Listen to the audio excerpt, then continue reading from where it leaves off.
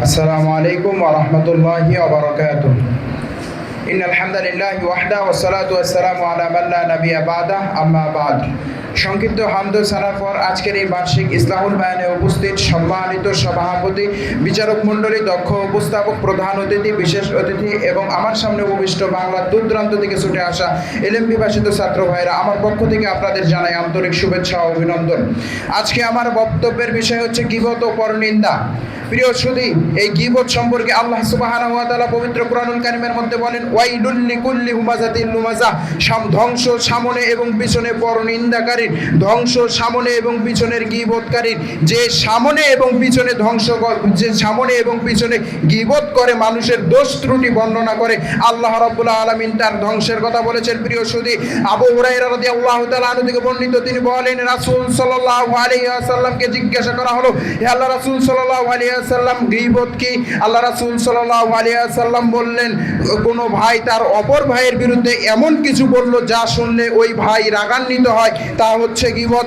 ওই লোকটি আবার জিজ্ঞাসা করলো, হে আল্লাহ রাসূল, যদি ওই বিষয়টা তার মধ্যে না থাকে তাহলে কি হবে? আল্লাহ রাসূল সাল্লাল্লাহু আলাইহি ওয়াসাল্লাম বললেন, তাহলে তার বিরুদ্ধে মিথ্যা অপবাদ রটানো হবে।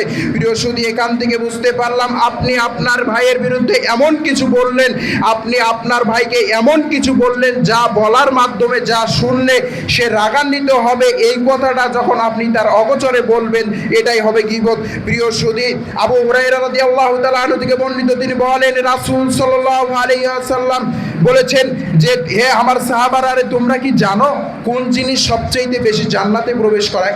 কোন জিনিস মানুষকে সবচাইতে বেশি জান্নাতের মধ্যে প্রবেশ করায়? রাসূল সাল্লাল্লাহু আলাইহি ওয়াসাল্লাম বললেন, আল্লাহ ভীতি, তাকওয়াল্লাহ।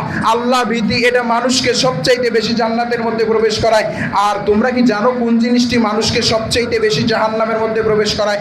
রাসূল সাল্লাল্লাহু আলাইহি ওয়াসাল্লাম বললেন, মুখ এবং লজ্জা স্থান, এই দুটি মানুষকে সবচাইতে বেশি জাহান্নামের মধ্যে প্রবেশ করায়। প্রিয় সুধী, সাহল ইবনে সাদ রাদিয়াল্লাহু তাআলা আনহু বর্ণিত, তিনি বলেন, রাসূল সাল্লাল্লাহু আলাইহি ওয়াসাল্লাম বলেছেন, হে আমার উম্মতেরা রে, হে আমার সাহাবারা রে, তোমরা আমাকে দুটো জিনিসের আমানত দাও, দুটো জিনিসের আমানত দাও, আমি আল্লাহ রাসূল তোমাদেরকে জান্নাতের সার্টিফিকেট দিয়ে দিলাম।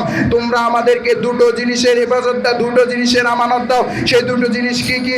মুখ এবং লজ্জা স্থান। প্রিয় সুধী, রাসূল সাল্লাল্লাহু আলাইহি ওয়াসাল্লাম এর নিকট একদিন আয়েশা রাদিয়াল্লাহু তাআলা আনহা বললেন, হে আল্লাহ রাসূল সাল্লাল্লাহু আলাইহি ওয়াসাল্লাম, সোফিয়া বেটে খাটো এটা বলতে চাচ্ছেন। আল্লাহ রাসূল সাল্লাল্লাহু আলাইহি ওয়াসাল্লাম তখন আয়েশাকে লক্ষ্য করে বলেন, হে আয়েশা, শুনে রাখো, লাকাদ কুলতি কালিমাতাল্লাহু মুজিজা বিহাল বাহরু লিমাযাতু। হে আয়েশা, শুনে রাখো, তুমি যে কথাটি বললে, এই কথাটি যদি এখন আমি সমুদ্রের মধ্যে নিক্ষেপ করি, তাহলে সমুদ্রের পানির রং পরিবর্তন হয়ে যাবে। প্রিয় সুধী, তাহলে দেখুন গীবত কত বড় একটি পাপ। তাই আসুন পরিশেষে বলতে চাই, আল্লাহ তাআলা যেন আমাদেরকে এই গীবত, পরনিন্দা থেকে বেঁচে থাকার মতো তৌফিক দান করুন। আল্লাহুম্মা আমিন। ওয়া আখিরু দাওয়ানা আলহামদুলিল্লাহি রাব্বিল আলামিন। আসসালামু আলাইকুম ওয়া রাহমাতুল্লাহি ওয়া বারাকাতুহু।